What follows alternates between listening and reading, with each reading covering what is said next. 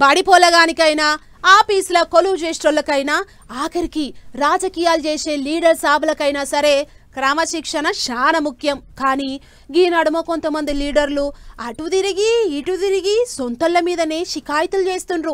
తోటి లీడర్లతోనే పంచాది మోపు చేస్తుండ్రు. అందులో షై పార్టీ లీడర్ల నర్మ తాపకోసారి జవడమైతాంది.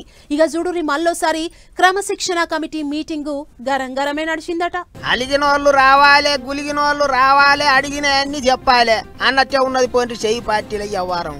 కట్టు తప్పిన లీడర్లకు క్రమశిక్షణ కమిటీతోని పగ్గాలేసే ఎగురని చేస్తాండ్రు. మల్లు రవి సారు తాపకోసారి మీటింగ్ పెట్టి అందరిని అరుచుకుంటున్నాడు. గిట్లనే ఆయితారం మళ్ళోసారి మీటింగ్ అయ్యిండ్రు. సిద్దిపేట డీసీసీ నర్సారెడ్డి ఓ మీటింగ్ లో దళితులను స్టేజ్ మీదకి రానియలేదని గజ్వేల్ దిక్కుకేంచి ఓ ఫిరాదు వస్తే ఆయనను పిలిపించుకొని మాట్లాడిండ్రు.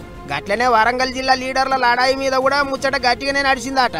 ఓ దిక్కు మంత్రి మేడం, ఇంకో దిక్కు ఎమ్మెల్యే సాబు, ఇద్దరు సాయి అంటే సాయి అన్నట్లే మాటలు ఇరిచిండ్రు మళ్ళోసారి. అయితే ఇదివరకోసారి వరంగల్ జిల్లా లీడర్ల నడుమనే పంచాయతీ అయితే దాని మీద పీసీసీ అధ్యక్షునికి సీఎం సార్కు రిపోర్ట్ ఇచ్చిండ్రట. వాళ్ళని ఏం చేయాలనో పెద్ద సార్లే చూసుకుంటారా అన్నట్టు మాట్లాడిండు మల్లు రవి సారు. అంత మంచిగానే ఉన్నది కానీ తాపకోకాడ మీటింగ్ పెట్టి సొంత పార్టీ మీదనే బాణాలు ఎత్తున్న మునుగోడు ఎమ్మెల్యే రాజగోపాల్ అన్న ముచ్చట అడిగితే మాత్రం ఇగో ఏమన్నాడో చూడుర్రే. ఇప్పుడు రాజగోపాల్ రెడ్డి కానీ లేకపోతే మీకు ఇంట్రెస్ట్ ఉన్న వేరే క్యాండిడేట్స్ గురించి కానీ పనిచేసేటటువంటి అవకాశం డిసిప్లినరీ కమిటీకి లేదు.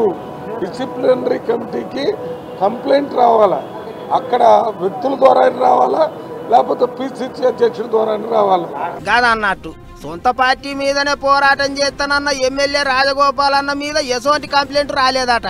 నాయమే అనుకుంటారు ఇప్పుడు చాలా మంది. కంప్లైంట్ వస్తేనే కమిటీ ముంగడికి పిలిచి మాట్లాడతారట. ఏమైనా ఇంట్లో ఈగల మోత బయట పల్లకీల మోత అన్నట్టే అయితే పోనరా అనుకుంటారు ఇప్పుడు పబ్లిక్ అంతా.